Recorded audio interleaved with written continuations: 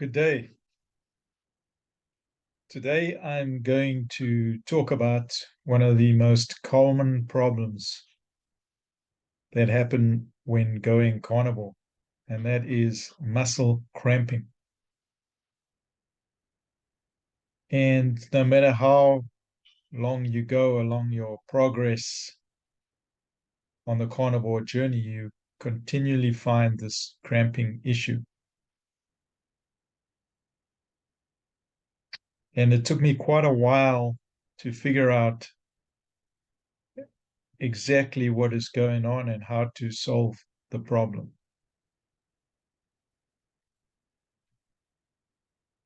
So let me first of all go through the mechanism of the cramping. In my opinion, from my assessment of what's been going on with me personally as an N of one,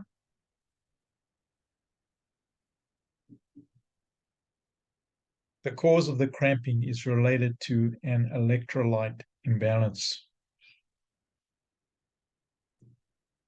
And in my particular case, and what I believe is most people's case who go on carnivore, it's actually the sodium portion of the electrolyte that gets imbalanced.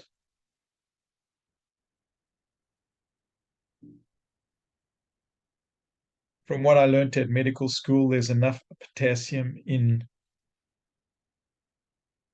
carnivore foods. So they don't really require supplementation on that,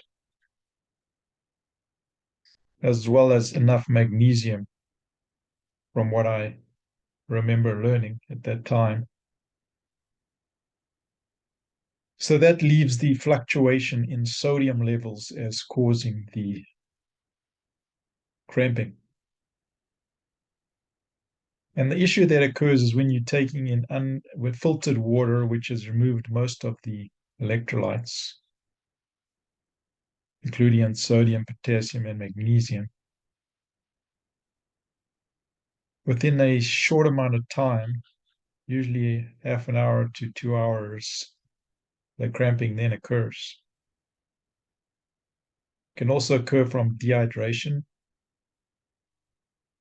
but a lot of times, and most of the times in my particular circumstance, I noticed it was from drinking filtered water without enough sodium in the water.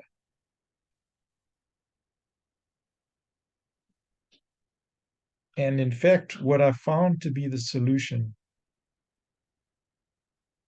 was not only salting the carnivore food, the steak, the meat, whatever you're eating, well. And according to certain proponents of the carnivore space slash ketovore space, such as Finney, Dr. Finney, and his research, he said that on average, humans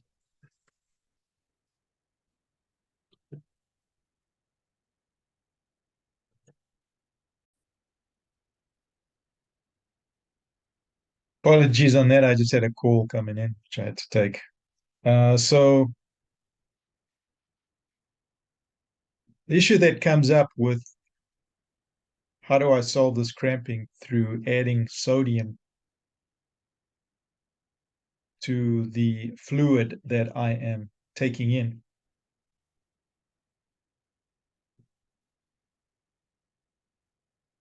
is so you're salting your food, plus you need to, one thing I've noticed is you need to add water, add sodium to the water you are drinking.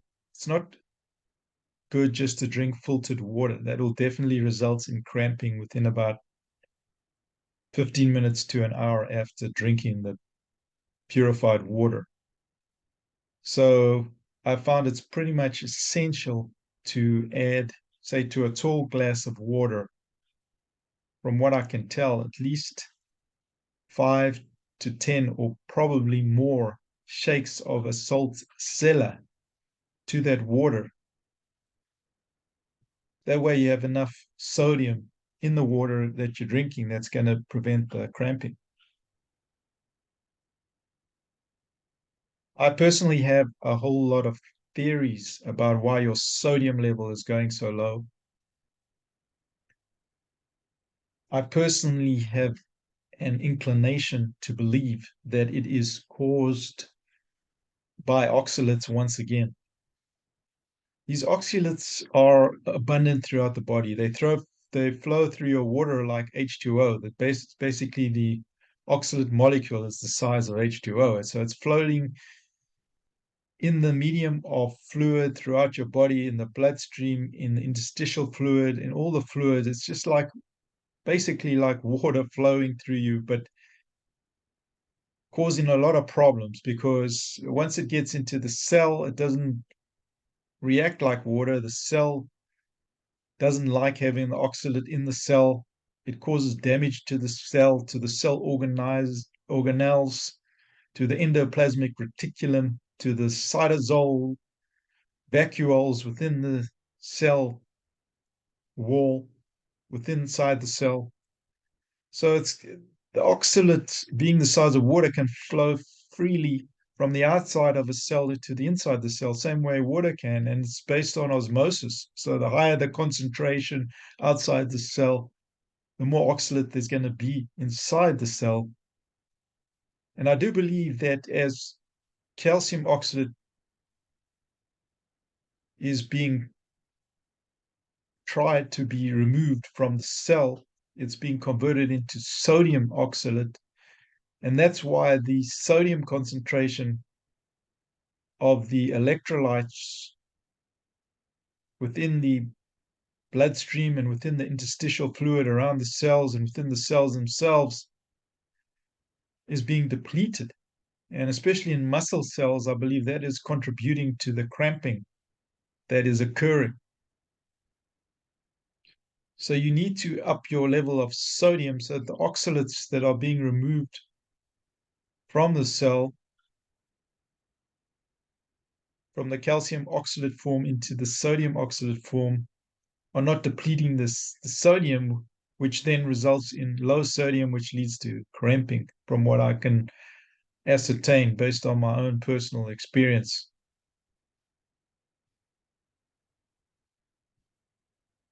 And based on my own oxalate protocol that I've been undergoing, I know I'm doing a lot of oxalate dumping, which I'm pretty happy about, to be honest, because it's been handled by the protocol. But in exchange for that, it's depleting a lot of the sodium. So even more so important to maintain your sodium levels in the water that you're taking in.